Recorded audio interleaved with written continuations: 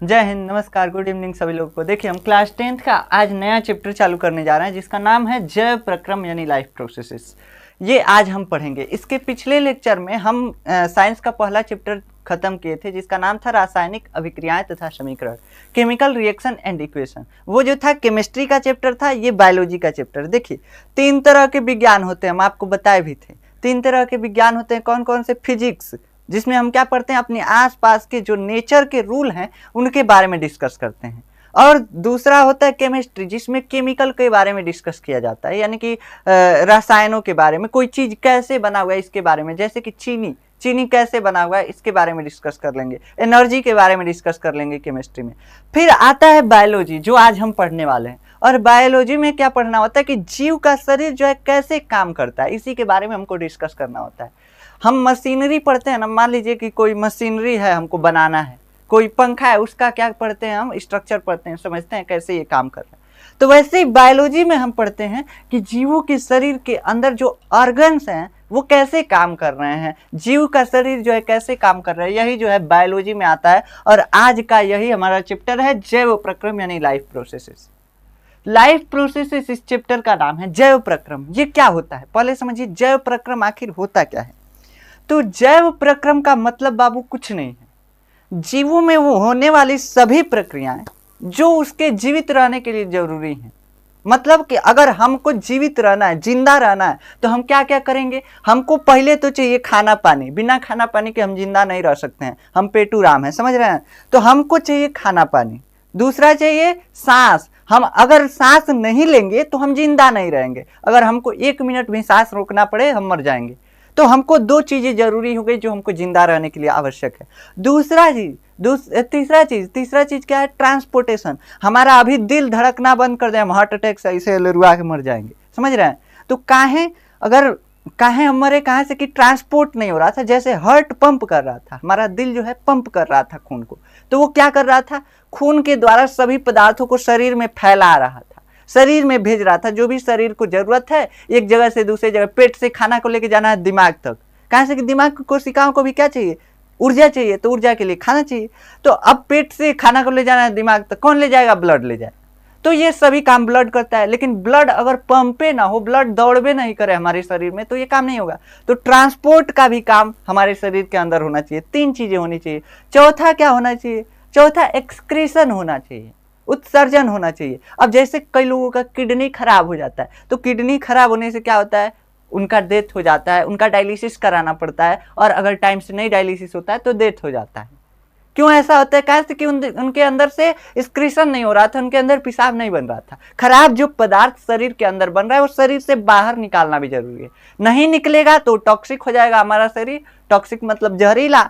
जैसे कई आदमी जहरीले होते हैं ना, वो तो वैसे ही शरीर के अंदर जो भी पदार्थ हैं जहरीले हो जाएंगे, और जहरीले हो जाएंगे तो हम मर जाएंगे। तो हमारे अंदर उत्सर्जन जरूरी है, पोषण जरूरी है, परिवहन जरूरी है। 3 चीजें हो गई। क्या क्या? पोषण, श्वसन, उत्सर्जन और परिवहन, 4 चीजें हो गई। 5वां क्या जरूरी है हमारे पास? 5वां जो उत्तेजनशीलता। उत्तेजनशीलता अगर नहीं हो, मान लीजिए कि उत्तेजनशीलता का मतलब क्या होता है? कि हम किसी भी क्रिया के प्रति, किसी भी एक्शन के प्रति रिएक्शन दे। अगर कोई हमको एक चटकन नहीं मारेगा ना, हम उसको एक चटकन नहीं खींच के मार देंगे। रिएक्शन दे रहे हैं, तो किसी एक्शन के रिस्पॉन्स पे हम रिएक्शन दे रहे हैं, यही क्या होता है? यही होता है संवेदनशीलता। मतलब किसी चीज को हम महसूस कर सकें। अब मान लीजिए हमको कोई आगे से ला के जला रहा है और हमको गर्मी नहीं लगे, ठंडा ठंडा महसूस हो, तो हम एकदम आराम से कहेंगे बाहर ठंडा है और जल जाएंगे। तो ये हमारे अंदर संवेदनशीलता भी होनी चाहिए, नहीं तो कोई आगे से जला देगा, हम खत्म हो जाएंगे। तो इसके लिए हमको जिंदा रहने के लिए मेनली 5 चीजों की जरूरत है। कौन कौन सा? पोषण यानी न्यूट्रिशन। दूसरा श्वसन यानी कि रेस्पिरेशन, सांस नहीं लेंगे नहीं जिंदा रहेंगे। तीसरा क्या है? तीसरा है परिवहन। अगर हमारे शरीर के अंदर खून दौड़ना बंद कर दे, हमारा दिल धड़कना छोड़ दे, हम मर जाएंगे। चौथा क्या है? उत्सर्जन। उत्सर्जन जरूरी है। अगर हमारे शरीर के अंदर से टॉक्सिक मटेरियल बाहर नहीं निकले, जैसे पसीना हो गया, पेशाब हो गया, ये सब चीजें जो जहरीले पदार्थ हैं बाहर नहीं निकले तो हम मर जाएंगे। 5वां क्या हो गया? 5वां उत्तेजनशीलता। अगर उत्तेजनशीलता नहीं रहेगी, हमको कोई काट भी देगा ना, हमको मालूम ही नहीं चलेगा, हम मर जाएंगे। तो उत्तेजनशीलता भी होनी चाहिए। ये सभी चीजें, इरिटेबिलिटी जिसको बोलते हैं इंग्लिश में, उत्तेजनशीलता को। वैसे इंग्लिश हमको कम आता है लेकिन कभी कभार बता देते हैं, ठीक। तो देखिए ये होता है जैव प्रक्रम। तो जैव प्रक्रम का आपको मतलब अभी तक समझ में आया ना बाबू? क्या मतलब समझ में आया? कि वह सभी काम जो हम नहीं करें तो मर जाएंगे, वो सभी काम क्या कहलाते हैं? जैव प्रक्रम कहलाते हैं। अगर हम खाना नहीं खाएं तो मर जाएंगे, तो खाना खाना भी जैव प्रक्रम है। सांस नहीं लें तो मर जाएंगे, यानी ये भी जैव प्रक्रम है। हम एक्सक्रीशन नहीं करें, अपने शरीर के अंदर से खराब पदार्थों को बाहर नहीं निकालें, तभी भी हम मर जाएंगे, यानी ये भी क्या है? जैव प्रक्रम है। हमारे शरीर के अंदर ट्रांसपोर्टेशन न हो, खून नहीं दौड़े, तभी भी हम मर जाएंगे, ये भी क्या है? जैव प्रक्रम है। हमको अगर संवेदनशीलता हमारे पास नहीं होगी तभी भी हम मर जाएंगे, यानी ये भी जैव प्रक्रम।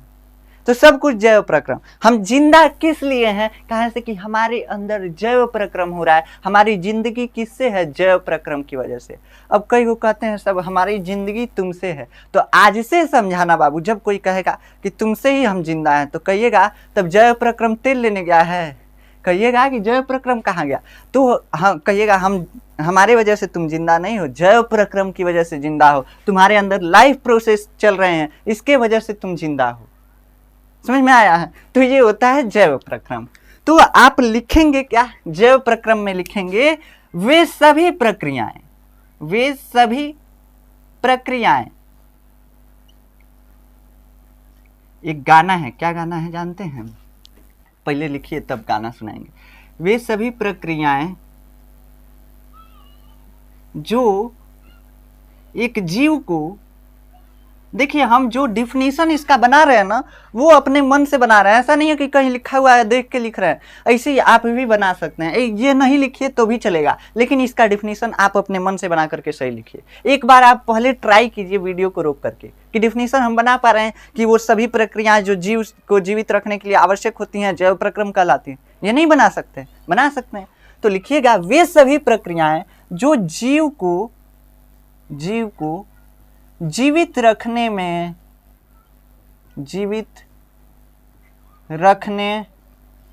के लिए आवश्यक होती हैं। अगर ये नहीं होगा तो हम मर जाएंगे, ऐसी प्रक्रिया। ठीक, सांस नहीं ले तो मर जाएंगे। कोई कहेगा कि हमारा तुमसे ही हम जिंदा हैं, तो कह दीजिएगा सांस छोड़ दो, अब सांस लेना बंद कर दो, हमसे जिंदा हो तो जिंदा रहो हमसे। ठीक, तो पता चलेगा खत्म हो जाएगा। तो जीवित रखने के लिए आवश्यक होती हैं,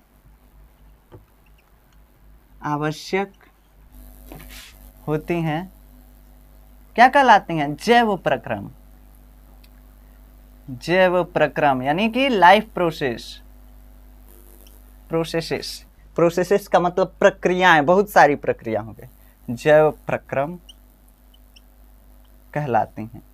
लाइफ को प्रोसेस करने के लिए, लाइफ को चलाने के लिए जो भी कार्य जो है वो जरूरी है, वो क्या कहलाता है? जैव प्रक्रम। जैव प्रक्रम कहलाता है। क्या गाना है कि तुम्हें दिल लगी भूल जानी पड़ेगी, कभी दिल किसी से लगा कर तो देखो, तुम्हारे ख्यालों की दुनिया यही है, जरा मेरी बाहों में आकर तो देखो। तो देखिए हम पढ़ा रहे हैं तो आपको दिल लगी भुला देंगे, कहाँ से कि जो भी आप उसमें बोलते हैं सब यहाँ पे साइंस में आ जाता है। एग्जाम्पल में क्या लिखेंगे? जैव प्रक्रम में एग्जाम्पल 5 ठे हम बताए हैं, 5 ठे लिख सकते हैं। कौन कौन सा एग्जाम्पल बताए हैं? पहला बताए हैं जैव प्रक्रम का एग्जाम्पल क्या है? पोषण। पोषण का मतलब, पोषण को इंग्लिश में क्या बोलते हैं? अंग्रेजी तो कम आता है लेकिन फिर भी लिख देंगे, चलिए लिख देते हैं। पोषण को बोलते हैं न्यूट्रिशन। स्पेलिंग तो इसका देखना पड़ेगा हमको भी, NUTRITION, न्यूट्रिशन। ठीक, पोषण। उसके बाद क्या आता है? श्वसन।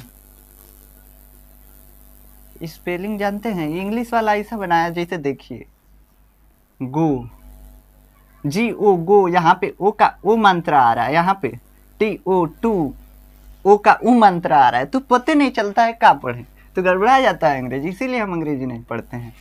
श्वसन, श्वसन को क्या बोलते हैं? रेस्पिरेशन। ये कॉमेडी भी आप देखे होंगे, रेस्पिरेशन। रेस्पिरेशन, ठीक। तीसरा क्या है? तीसरा अभी बताए हैं परिवहन। परिवहन का मतलब ट्रांसपोर्टेशन, चीजों का हमारे शरीर में एक स्थान से दूसरे स्थान तक जाना। जैसे सांस ले रहे हैं, सांस हमारे शरीर के सभी कोशिकाओं को चाहिए, ऑक्सीजन हमारे शरीर के सभी कोशिकाओं को चाहिए। भोजन खा रहे हैं, भोजन जा रहा है पेट में, लेकिन पेट को नहीं चाहिए भोजन, पेट को तनी तनी चाहिए, लेकिन अब चाहिए हमारे पूरे शरीर को। हाथ हिला पा रहे हैं कहाँ से कि ऊर्जा खर्च हो रहा है, और ऊर्जा बनाने के लिए भोजन चाहिए, तो भोजन पहले भेजना पड़ेगा हाथ में, तब जाकर के ये हाथ जो है हमारा हिलना डुलना चालू करेगा। तो परिवहन जरूरी है, बिना परिवहन का हमारा शरीर जिंदा नहीं रह सकता है। भोजन जाएगा पेट में, ये जा रहा है मुंह से पेट तक, ये भी परिवहन है। नहीं जाएगा मुंह से पेट तक तो डाइजेस्ट ही नहीं होगा, और डाइजेस्ट जब नहीं होगा तो शरीर के अंदर भी नहीं जाएगा। तो परिवहन क्या है बाबू? परिवहन जिसको बोलते हैं देखिए डाइजेशन आ गया हमको, ट्रांसपोर्टेशन, TRANSPORTATION। अब स्पेलिंग गलती होगा, हमारा दोस्त नहीं, आप किताब से मिलाइएगा, वैसे गलती नहीं होगा। हम इसलिए बोलते हैं कि आप किताब देखेंगे तो दोबारा आपको सही लगेगा, और थोड़ा सा पढ़ेंगे तो समझ में भी आएगा। परिवहन। और चौथा क्या है? चौथा है उत्सर्जन। उत्सर्जन, उत्सर्जन को क्या बोलते हैं? एक्सक्रीशन, EXICRITION, एक्सक्रीशन, इसको बोलते हैं एक्सक्रीशन, उत्सर्जन को इंग्लिश में। चौथा जी, पांचवा क्या है? पांचवा जो है प्रक्रम में क्या आता है? पांचवा आता है उत्तेजनशीलता। उत्तेजनशीलता, इरिटेबिलिटी, उत्तेजनशीलता, इरिटेबिलिटी, क्या बोलते हैं? इरिटेबिलिटी, IRRITIBILITY,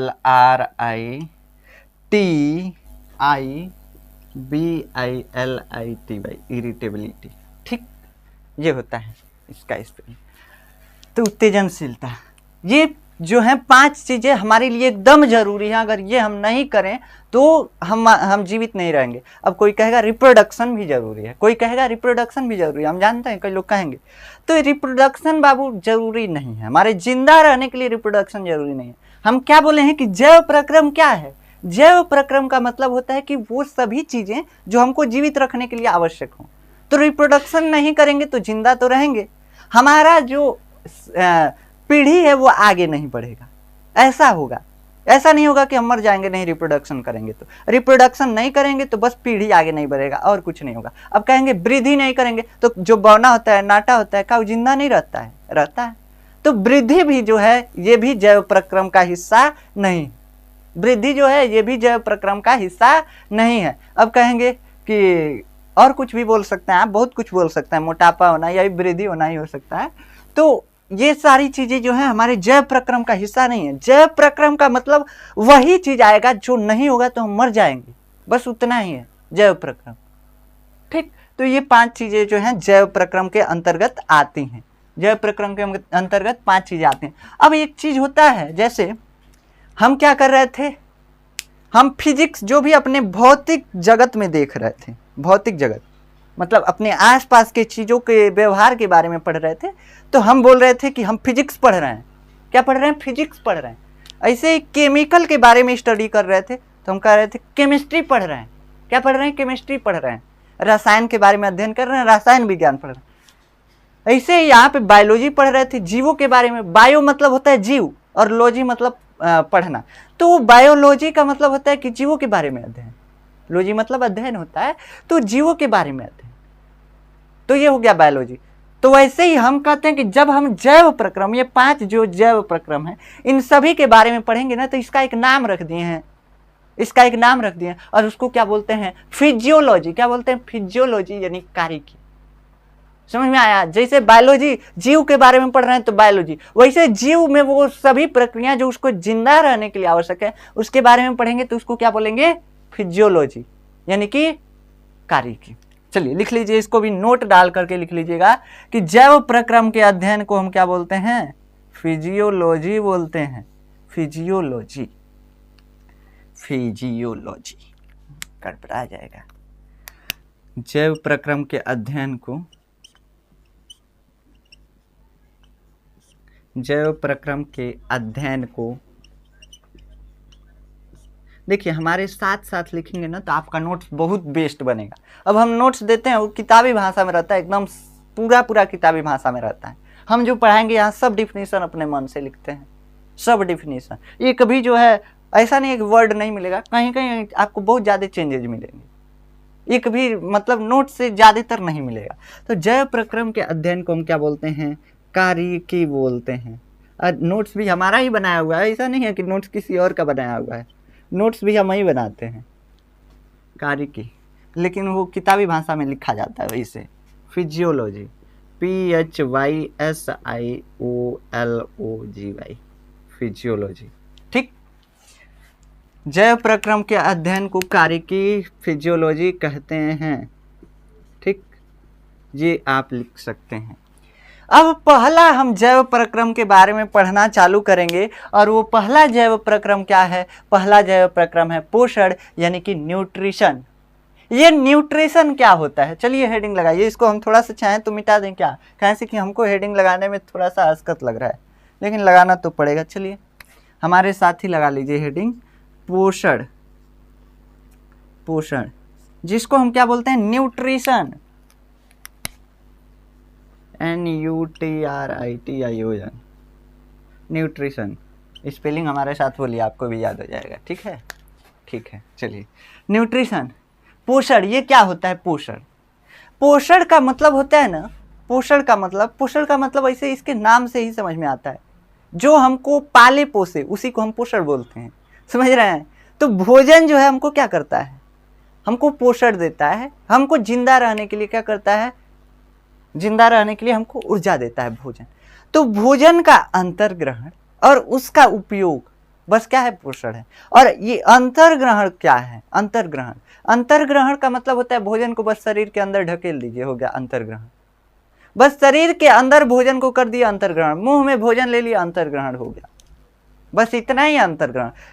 एगो कवर तुड़े रोटी का सब्जी में बोर लिए, अब का जाने कौन सी का सब्जी है नहीं जानते हम, तो बोर लिए उसके बाद खा लिए, बस जैसे मुंह में रखे अंतर्ग्रहण हो गया।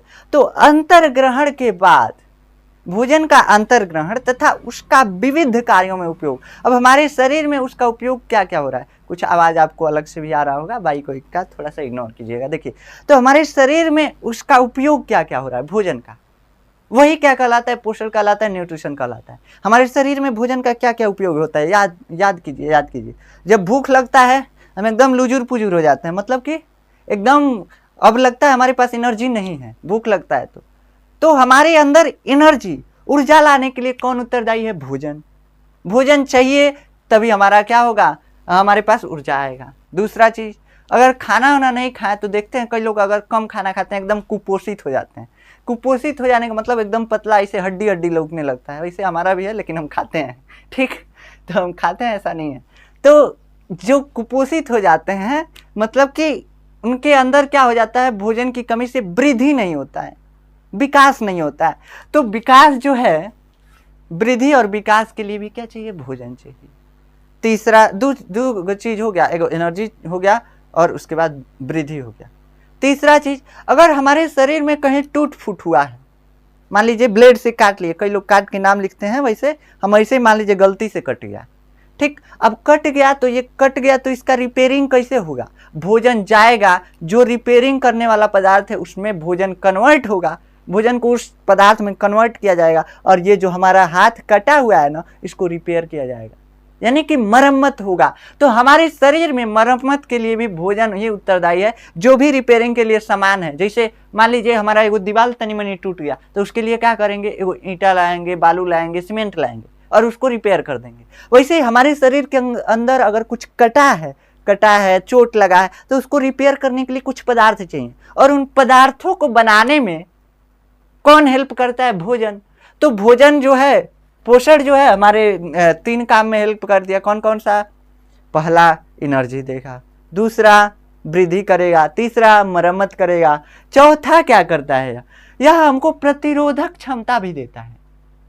अब जैसे अगर भोजन नहीं करें तो हम कमजोर हो जाएंगे और हमारे ऊपर बीमारियां अटैक करने लगेंगी। कभी बुखार होगा, कभी कुछ होगा, कभी पेट दर्द होगा, कभी देह दर्द होगा, मतलब होते रहेगा। तो ये चीजें काहे होती हैं? काहे से कि हमारे अंदर भोजन नहीं है, हमारे अंदर हम पोषण नहीं कर रहे हैं, और पोषण नहीं कर रहे हैं इसके वजह से हमारी प्रतिरोधक क्षमता, बीमारियों के प्रति लड़ने की क्षमता क्या हो रही है? कम हो रही है, घटती जा रही है। तो ये भोजन जो है हमको प्रतिरोधक क्षमता भी, इम्यूनिटी पावर भी देता है।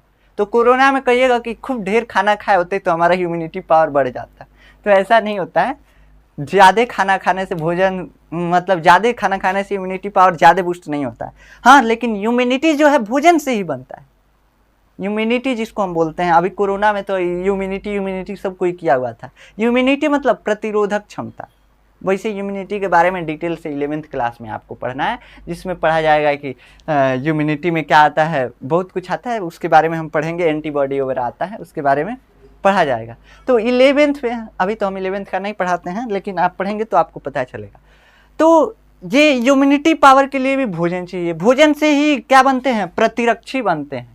प्रतिरक्षी जो है, एंटीबॉडी जो है, भोजन से ही बनते हैं, जिससे कि रोगों से लड़ने की क्षमता हमको मिलती है। अगर भोजन नहीं करें, एंटीबॉडी नहीं बनेगा, एंटीबॉडी नहीं बनेगा, हम एकदम कमज़ोर हो जाएंगे। कोई बीमारी आएगा, कहेगा तुम्हारा तो बहुत कमज़ोर हो, तुमको हम पकड़ सकते हैं, यानी बीमारी जो है हमको पकड़ लेगा। तो प्रतिरोधक क्षमता भी हमको पोषण से ही मिलती है। और पांचवा चीज़ क्या है, 4 चीज़ों के बारे में पढ़ लिए। क्या क्या? ऊर्जा देगा, हमारा वृद्धि कराएगा, मरम्मत करेगा, प्रतिरोधक क्षमता देगा। पांचवा चीज़ क्या? तो पांचवा जो है, हमारे शरीर के अंदर कुछ एंजाइम बनते हैं। जैसे लार बन रहा है ना, थूक जिसको बोलते हैं, तो ये लार जो बन रहा है किससे बन रहा है? भोजन से बन रहा है। ये क्या है? एंजाइम है। लार जो है एंजाइम है, इसको एंजाइम बोला जाता है टेक्निकल भाषा में। तो एंजाइम बनाने के लिए लार जो है एंजाइम है। हमारे पेट में HCl निकलता है, एंजाइम। हमारे आंत में कुछ एंजाइम निकलते हैं, बहुत जगह एंजाइम निकलते हैं। तो ये एंजाइम बनाने के लिए भोजन चाहिए। हार्मोन बनाने के लिए हमारे शरीर के अंदर टेस्टोस्टेरॉन बनता है, डोपामिन केमिकल बनता है, जिससे हम क्या होते हैं, खुश हो जाते हैं। हमारे अंदर अगर डोपामिन रिलीज होता है, एकदम लगता है हम आसमान पे हैं, 7वें आसमान पे। तो ये खुशी कैसे आती है? केमिकल की वजह से। हमारे शरीर में पूरा वो केमिकल डोपामिन फैल जाता है, जिसके वजह से हम क्या हो जाते हैं, खुश हो जाते हैं, एकदम 7वें आसमान पे चले जाते हैं। तो इन सभी चीज़ों को बनाने के लिए पोषण जरूरी है। जो न्यूट्रिशन है वो जरूरी है। अगर हम पोषण नहीं करें तो ये सारी चीज़ें नहीं होंगी। अब ये पोषण है क्या? तो हम बताए हैं कि भोजन को ग्रहण करना और उसका विविध कार्यों में, जितने भी हम कार्य अभी तक बता चुके हैं, उन कार्यों में उपयोग क्या होता है, पोषण कहलाता है। तो चलिए बस इसको लिख लेते हैं। क्या लिखेंगे कि भोजन का अंतर्ग्रहण, भोजन का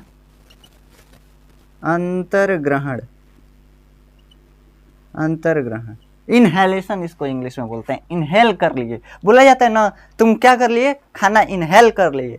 इनहेलेशन मतलब अंतर्ग्रहण। घूंट लेने को क्या बोलते हैं? अंतर्ग्रहण बोलते हैं। सिंपल सा बात है, अंतर्ग्रहण। भोजन का अंतर्ग्रहण तथा उसका विविध कार्यों में उपयोग। ये विविध हम क्यों लिखवा रहे हैं? विविध जो है आपके NCERT में दिया हुआ है, आप कोष्टक में चाहें तो लिख सकते हैं विभिन्न या डिफरेंट। इंग्लिश वाले लिख सकते हैं डिफरेंट। विभिन्न कार्यों हेतु उपयोग,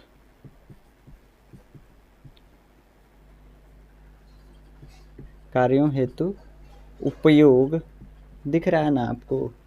हाँ दिख रहा है। क्या कहलाता है? भोजन का अंतर्ग्रहण तथा उसका विविध कार्यों हेतु उपयोग क्या कहलाता है? पोषण कहलाता है, यानी न्यूट्रिशन कहलाता है। ये आप सब डिफिनीशन अपने मन से लिख सकते हैं, जो हम समझा दे रहे हैं।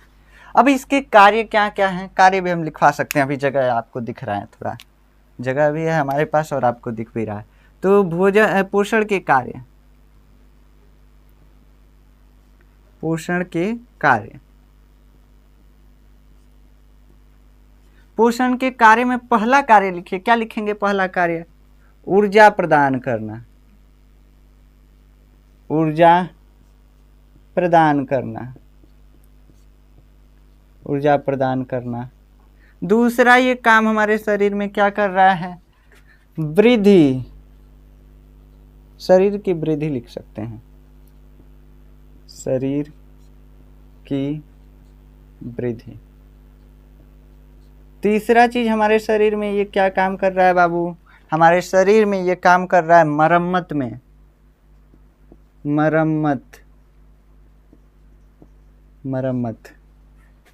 अब मातम मत लिख दीजिएगा, नहीं तो गड़बड़ा जाएगा, ठीक। मरम्मत में।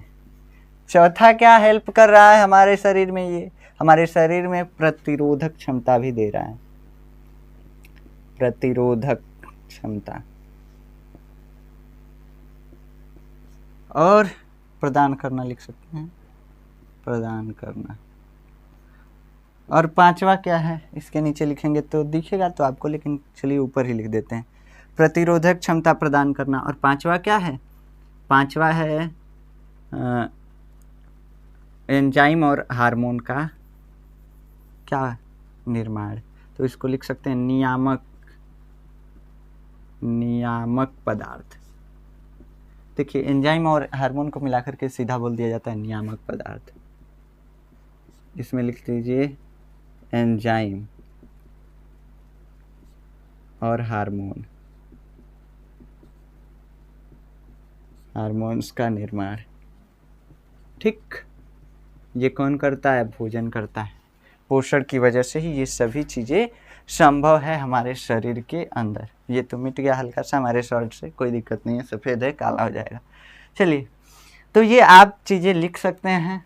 अब इसको हम मिटाते हैं, अब साइड हटे हैं तब तक स्क्रीनशॉट ले लीजिए। अब इसको हम मिटाते हैं, तब तक हम डस्टर खोज रहे हैं, कहाँ है डस्टर। हाँ, चलिए अब हम पढ़ेंगे पोषण के प्रकार के बारे में। अभी तक समझे कि पोषण जो है क्या है। अब ये इसके प्रकार भी होते हैं। पोषण जो है कई जीवों में कई तरह से होते हैं। जैसे हम जो है क्या कर रहे हैं, हम भोजन खा रहे हैं, पोषण हो गया। भोजन खा रहे हैं, अंदर उसका उपयोग हो रहा है, पोषण हो गया हमारा। अब पेड़ पौधे तो खाना वाना नहीं खाते हैं यार, पेड़ पौधे खाना वाना खाते हैं नहीं, अभी खाना नहीं खाते हैं तो हवा पी के भी नहीं जिंदा रहते हैं। वैसे हवा पी के ही जिंदा रहते हैं, कार्बन डाइऑक्साइड को ग्रहण करते हैं और जिससे उनका भोजन बनता है। तो चलिए हम लिखते हैं पोषण के प्रकार। पोषण के प्रकार, पोषण के प्रकार। अब ये पोषण के प्रकार कितने होते हैं, तो दो तरीके का पोषण होता है। दो तरीके का पोषण होता है। पहला क्या होता है, पहला होता है स्वपोषी पोषण। स्वपोषी पोषण, ये आप बहुत छोटे छोटे क्लासों में भी पढ़े होंगे। और दूसरा होता है परपोषी पोषण। परपोषी पोषण, ये क्या होता है परपोषी पोषण और स्वपोषी पोषण। पहले इसका इंग्लिश अंग्रेजी भी लिख लीजिए, नहीं तो कई लोग कहेंगे अंग्रेजी नहीं लिखे।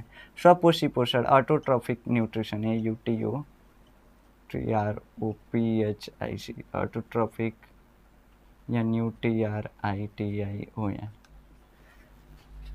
ठीक, इसको बोलते हैं हेट्रोट्रॉफिक न्यूट्रिशन। हेट्रोट्रॉफिक न्यूट्रिशन, ठीक, ऐसे न्यूट्रिशन TRION छूट गया है, लिख सकते हैं, कोई दिक्कत नहीं है। ठीक, तो ये दो तरह के हमारे पास न्यूट्रिशन होते हैं, स्वपोषी पोषण होते हैं। हमारे पास नहीं होते हैं, सभी जो जीव पृथ्वी पे हैं उन सभी को मिला करके बोला जा रहा है कि दो तरीके का न्यूट्रिशन होता है, एक स्वपोषी पोषण, एक परपोषी पोषण। ये दो तरीके का होता है। अब ये स्वपोषी पोषण क्या होता है और परपोषी पोषण क्या होता है, इसके बारे में हमको बस समझना है और उसके बाद हम लेक्चर को एंड करेंगे। ठीक, देखिए स्वपोषी पोषण, ऑटोट्रॉफिक न्यूट्रिशन। ऑटोट्रॉफ्स का मतलब होता है जो स्वयं पे डिपेंड हो, भोजन के लिए स्वयं पे डिपेंड हो। ये नहीं इंतजार करे कि कोई दूसरा खाना बनाएगा आके खा लेंगे, ऐसा कोई इंतजार नहीं करने वाला हो, उसको बोलते हैं स्वपोषी पोषण कर रहा है। इसमें क्या आते हैं, हरे पेड़ पौधे आते हैं और कुछ बैक्टीरिया आते हैं। अब बैक्टीरिया और चाहे हरे पेड़ पौधे को आप खाना देने नहीं जाते हैं, ना वो खाना खाते हैं, कोई भी चीज़ वो प्रकृति से नहीं लेते हैं। खाना खाने के लिए जो है कोई भी चीज़ नहीं लेते हैं, कुछ भी नहीं खाते हैं पेड़ पौधे। तो वो जीवित कैसे रहते हैं, वो भी पोषण करते हैं। और वो कौन सा पोषण करते हैं, वो करते हैं स्वपोषी पोषण, यानी वो खाना खुद बनाते हैं अपने अंदर। हम क्या करते हैं, पेड़ पौधों पे आश्रित रहते हैं। जैसे गेहूं उगा लिए, गेहूं भी पौधा है, उससे रोटी बना लिए तो उसको खा लिए। तो हम इसके लिए किसी दूसरे पेड़ पौधे पे निर्भर हैं अपने भोजन के लिए। तो हम क्या कर रहे हैं, परपोषी पोषण कर रहे हैं। किसी पर मतलब दूसरा, किसी दूसरे पे निर्भर, तो उसको हम क्या बोलेंगे, यानी हमारे पोषण का जो रिमोट है किसी और के हाथ में। किसके हाथ में, पेड़ पौधों के हाथ में है, मुर्गा के हाथ में है, बकरे के हाथ में है। अब कई लोग कुछ और भी खाते हैं, मतलब कि जैसे सुअर वगैरह, तो उनका भी चलता है, कोई दिक्कत नहीं है। तो ये जो है हमारा पोषण का जो रिमोट है किसी और के हाथ में है, तो हम कौन सा पोषण करते हैं? परपोषी पोषण। वही जो रिमोट है ऑन करेगा तो हम खाएंगे, नहीं तो नहीं खा सकते हैं। ये स्वपोषी पोषण, अगर वो नहीं, मान लीजिए गेहूं जो है उगबे नहीं करे, उसका पैदावार ही नहीं हो, तो हम रोटी खा पाएंगे? नहीं खा पाएंगे। उसके ऊपर ही डिपेंड है, वो उगेगा तभी हम खाएंगे, उसका पैदावार होगा तभी हम खा पाएंगे, नहीं तो नहीं खा पाएंगे। तो उसके ऊपर डिपेंड है। हमको किसी पेड़ पौधे या दूसरे जीव पे क्या रहना पड़ रहा है? डिपेंड रहना पड़ रहा है। तो इसको बोलते हैं हेट्रोट्रोफिक न्यूट्रिशन, यानी कि हम किसी दूसरे जीव पर डिपेंड है। और ऑटोट्रोफिक न्यूट्रिशन, ऑटोट्रोफिक न्यूट्रिशन में क्या होता है? किसी चीज पे, किसी भी दूसरे जीव पे इसमें निर्भर नहीं रहना होता है, इसमें प्रकृति पे निर्भर है। ये जो है पेड़ पौधे या बैक्टीरिया प्रकृति पे निर्भर है। प्रकृति में जो भी अकार्बनिक पदार्थ है जो जीव नहीं है, जैसे कि कार्बन डाइऑक्साइड हो गया, कार्बन डाइऑक्साइड गैस है, ये कोई जीव है? कहेंगे कार्बन डाइऑक्साइड नाम का एक जीव रहता है जो कि बहुत भयानक है, ऐसा नहीं बोल सकते हैं। कार्बन डाइऑक्साइड एक गैस है और ये निर्जीव है, ठीक। कार्बन डाइऑक्साइड यानी कि जो अकार्बनिक है। देखिए जीवों के शरीर के अंदर ज्यादा कार्बनिक पदार्थ होते हैं, कार्बन होते हैं। अब कहेंगे CO2 लिखे हैं, कह रहे हैं अकार्बनिक है, कार्बन है इसमें, अभी बताते हैं। पहले सुनिए, सिंपल पहले सुनिए, अभी बता देते हैं आपको ये क्या है। हम क्या करते हैं? हम जीव पे निर्भर रहते हैं, और जीव जो होते हैं उसमें क्या होते हैं? कार्बनिक पदार्थ होते हैं, ज्यादातर कार्बनिक पदार्थ होते हैं, और प्रकृति में ज्यादातर अकार्बनिक पदार्थ है। तो जब कोई जीव अकार्बनिक पदार्थों से यानी प्रकृति के पदार्थों से अपना भोजन बनाता है, स्वयं बनाता है, तो उसको क्या बोलते हैं? ऑटोट्रोपिक न्यूट्रिशन कर रहा है, यानी कि स्वपोषी पोषण कर रहा है। अब ये बात आया ये कार्बन डाइऑक्साइड, कार्बन डाइऑक्साइड में कार्बन है, फिर भी ये अकार्बनिक क्यों है? तो बाबू कार्बनिक पदार्थ उसे बोलते हैं जिसमें कि कार्बन और हाइड्रोजन हो, यानी ये दो चीजें मेनली होनी चाहिए। सामान्यतः कार्बनिक पदार्थ में क्या होते हैं? कार्बन और हाइड्रोजन दोनों होंगे। जहां जिस पदार्थ में कार्बन और हाइड्रोजन दिखेंगे उसी को कार्बनिक बोलेंगे। जिसमें कार्बन दिख रहा है बस उसको कार्बनिक नहीं बोला जाता है सामान्यतः। जिसमें केवल हाइड्रोजन दिख रहा है वो भी कार्बनिक नहीं है। तो कार्बनिक का मतलब कि जिसमें कार्बन और हाइड्रोजन हो, कार्बनिक पदार्थ कहलाता है। और ज्यादातर जीवों में कार्बनिक पदार्थ ही होता है। जीवों में ज्यादातर पदार्थ जो होता है कार्बनिक होता है। जैसे हमारा चमड़ा हो गया, इसमें ज्यादातर कार्बन की मात्रा है, कार्बनिक पदार्थ की मात्रा है, ठीक। तो आप क्या लिखेंगे? स्वपोषी पोषण में क्या लिखेंगे? लिखेंगे इसका हम डेफिनेशन यहीं पे लिख दे रहे हैं, कैसे कि हमको हेडिंग लगाना पड़ेगा, वो जानते हैं हमारा जो हम सबसे अस्कतियाँ हैं। तो इसको लिख सकते हैं क्या कि जब कोई जीव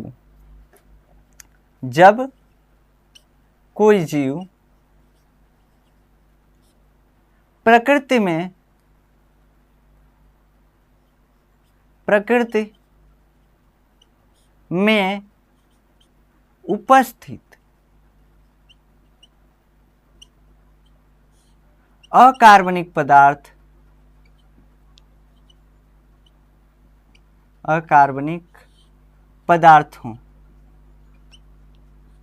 अकार्बनिक पदार्थ हों, जैसे लिख लीजिएगा कोष्टक में, जैसे लिख सकते हैं CO2 और H2O।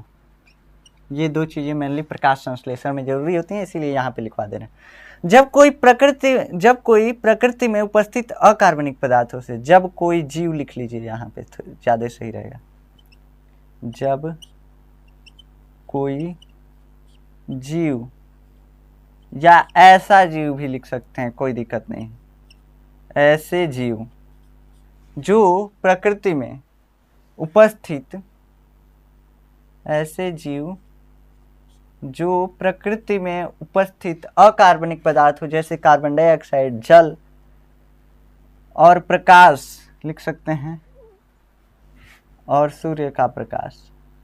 ये तो वैसे छोड़िए सूर्य का प्रकाश, जैसे CO2 H2 अकार्बनिक पदार्थों से अपना भोजन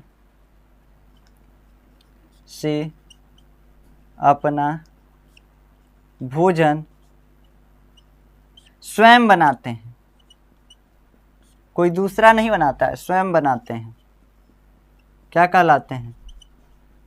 स्वपोषी जीव कहलाते हैं। वो स्वपोषी यानी ऑटोट्रॉप्स कहलाते हैं, स्वपोषी जीव।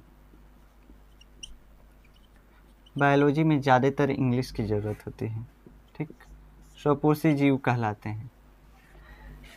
उसके बाद तथा पोषण की यह विधि क्या कहलाती है? पोषण की यह विधि क्या कहलाती है? पोषण की यह विधि स्वपोषी पोषण कहलाती है। इतना धीरे धीरे हम लिख रहे हैं, आप हमारे साथ लिख सकते हैं। स्वपोषी पोषण कहलाता है। ठीक, इसमें एग्जाम्पल लिख सकते हैं, चाहे तो एग्जाम्पल लिख सकते हैं, नहीं भी लिख सकते हैं, जैसे हरे पेड़ पौधे तथा कुछ बैक्टीरिया।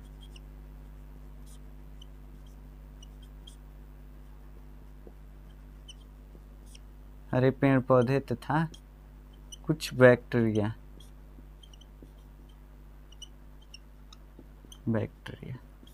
ठीक, तो ये हो गया इसका स्वपोषी पोषण का डेफिनेशन। इसमें आप लिख सकते हैं परपोषी पोषण में ऐसे जीव जो अपने भोजन के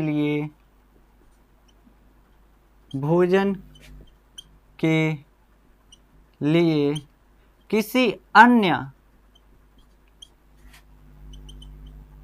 जीव पर निर्भर रहते हैं।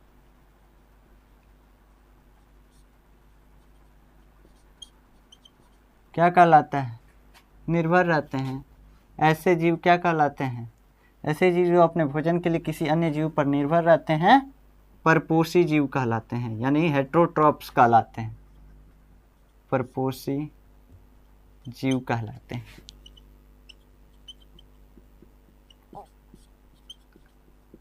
तथा पोषण की यह विधि क्या कहलाती है?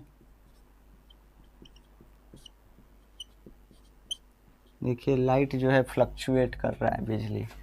पोषण की यह विधि, हमारे यहाँ इतना डिम लाइट रहता है क्या कहें।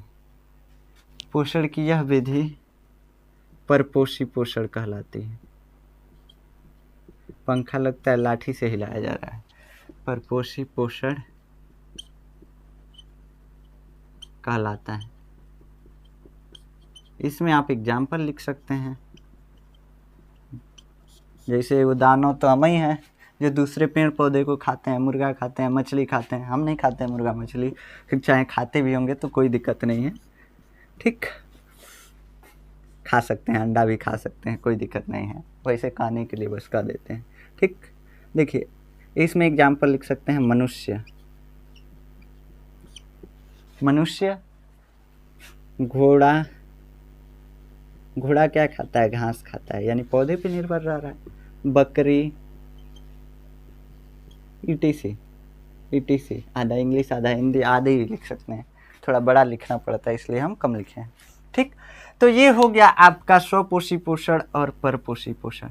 अब यहाँ पे हम थोड़ा सा लिखे हैं कि स्वपोषी जीव कहलाते हैं, मतलब जैसे हम हैं, हम क्या हैं? परपोषी जीव हैं। हम क्या हैं? जीव हैं। हम क्या कर रहे हैं? परपोषी पोषण कर रहे हैं, मतलब जो पोषण की विधि है हमारी, जो हमारे भोजन को ग्रहण करने की विधि है, वह विधि परपोषी पोषण कहलाता है। ऐसा नहीं है कि हम ही परपोषी पोषण हैं।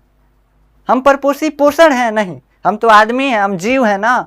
तो हम कैसा पोषण दर्शाते हैं? हम पोषण दर्शाते हैं किसी दूसरे जीव पे डिपेंड रह के अपना भोजन करते हैं। तो यह विधि जो हमारे पोषण करने की विधि है, वो विधि जो है परपोषी पोषण है, न कि हम परपोषी पोषण है। ठीक ना? तो इसीलिए लिखा गया है कि तथा पोषण की यह विधि परपोषी पोषण कहलाता है। समझ में आया? तो हम जिस विधि से पोषण कर रहे हैं वो विधि जो है परपोषी पोषण है। वैसे हरे पौधे परपोषी पोषण नहीं है, वो जो पोषण की विधि अपना रहे हैं, जो तरीका अपना रहे हैं, वो तरीका है स्वपोषी पोषण। अब आप इसको चाहें तो लिख सकते हैं, जो हम लिखवा चुके हैं आपको। ठीक, तो यहाँ से आप इसको छाप लीजिए, टिप लीजिए, कोई दिक्कत नहीं है। अब हम लेक्चर को ख़त्म करेंगे।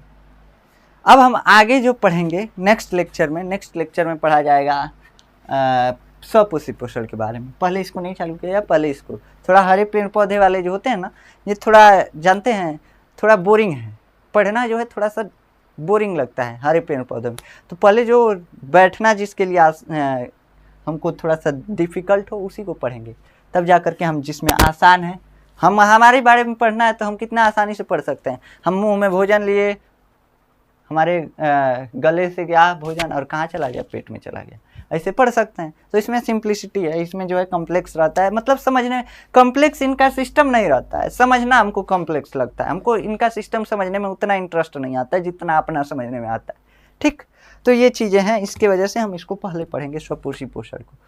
और अगर स्वपोषी पोषण नहीं होगा तो हम परपोषी पोषण ही नहीं कर पाएंगे, इसलिए भी पहले पढ़ेंगे। स्वपोषी पोषण यानी कि पेड़ पौधे को भोजन चाहिए, भोजन नहीं मिलेगा पेड़ पौधे नहीं होंगे, पेड़ पौधे नहीं होंगे तो हम खाएंगे क्या, कुछ नहीं। अब कहेंगे कि मुर्गा मछली खा लेंगे, मुर्गा मछली क्या खाते हैं, पेड़ पौधे खाते हैं, तो कहाँ जाएंगे। तो इसके लिए हमको पहले स्वपोषी पोषण पढ़ना है, क्योंकि पहले हमको पेड़ पौधों को जमाना है, उसको उगाना है ताकि हम खा सकें, उनको क्या करना है, ग्रो कराना है। तो पहले उनके ग्रोथ के बारे में पढ़ेंगे, उनके पोषण के बारे में पढ़ेंगे, फिर अपने पोषण के बारे में पढ़ेंगे तो सही रहेगा। तो आशा है कि आपको ये सारी चीज़ें समझ में आई होंगी। नोट्स चाहिए, नोट्स जाकर देखेंगे, डिस्क्रिप्शन में मिल जाएगा, कोई दिक्कत नहीं है। हाँ, नोट्स से हम कहते हैं नहीं लिखिए तो मत लिखिए, बस अब कोई जो है ज़रूरी हो जाता है उसके लिए लिख सकते हैं, लेकिन ऐसा कोई ज़रूरत नहीं है कि आप नोट्स से लिखें, हम जो लिखवा रहे हैं साथ साथ लिख सकते हैं। नोट्स से कई लोग सोचते हैं नोट्स डाउनलोड कर लेते हैं, परीक्षा आएगा रट लेंगे, कुछ नहीं हो पाएगा उस नोट्स से। जब तक आप नोट्स नहीं बनाएंगे तब तक कोई जो है चैप्टर जो है समझ में नहीं आएगा। बनाते जाएंगे तो याद होता जाता है, समझ में आता है हर चीज़, लेकिन अब हफ्ता दिन याद रहेगा, 10 दिन याद रहेगा, उसके बाद तो भूल ही जाएंगे, कुछ ना कुछ तो भूल जाएंगे। अब कितने भी अच्छे से समझे होंगे ना, तो अगर आगे का पढ़ेंगे ना तो पीछे आगे भुला जाएंगे, और नहीं पढ़ेंगे तब तो कुछ दिन याद रहेगा, अगर पढ़ लेंगे तो फिर से भुला जाएगा। तो ये दिक्कतें हैं, इसके वजह से हम बोलते हैं नोट्स बनाया कीजिए, जो है नोट्स बनाने से माइंड में बैठता जाता है हर चीज़, तो इसलिए हम बोलते हैं नोट्स बनाइए। आशा है ये चीज़ें आपको समझ में आई होंगी। मिलते हैं नेक्स्ट लेक्चर में, तब तक के लिए जय हिंद।